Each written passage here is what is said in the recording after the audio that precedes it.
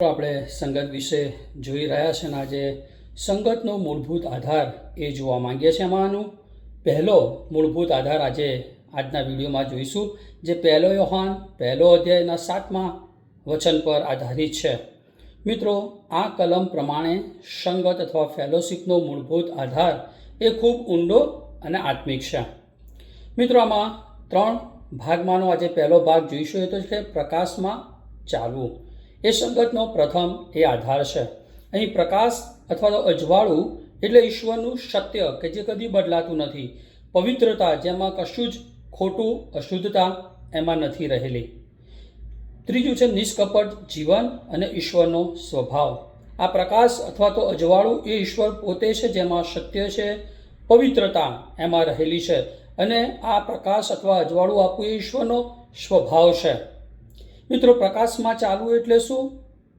તો જેમાં પાપને છુપાવવું નહીં પરંતુ સ્વીકારવું. જેમ કે દાઉદના વ્યભિચારનું પાપ એ પ્રકાશમાં આવ્યું અને તેણે પરિણામે સ્વીકાર્યું, એટલે કે પાપને છુપાવવું નહીં પણ એને સ્વીકારવું, એટલે કે પ્રકાશમાં ચાલવું. બીજું છે સત્ય અને પવિત્ર જીવન. જે પ્રકાશમાં અથવા અજવાળામાં જે સત્ય બહાર આવ્યું છે એ સત્યને પકડી રાખવું અને પવિત્ર જીવન જીવવામાં આગળ વધવું. ઈશ્વર જેવા છે તેવા પવિત્ર જીવન જીવવાના માટે આપણે આજ્ઞા ઈશ્વરની પાળવી જોઈએ. આ ત્રીજી બાબત છે કે ઈશ્વરની આજ્ઞા પ્રમાણે ચાલવું. એટલે ઈશ્વરે મને તમને જે કંઈ આજ્ઞાઓ આપી છે કે આ પ્રકારનું જીવન તમારે જીવવાનું છે, તો એ પ્રકારનું જીવન આપણે જીવીએ અને માટે રોજ ઈશ્વરના વચનો વાંચીએ કે તેમાં રહેલી આજ્ઞાઓને, ઈશ્વરની ઈચ્છા જે એમણે પ્રગટ કરી છે એને જાણી શકીએ અને આપણે પોતે પણ પવિત્ર જીવન જીવી શકીએ, ઈશ્વરને આધીન એ જીવન જીવી શકીએ.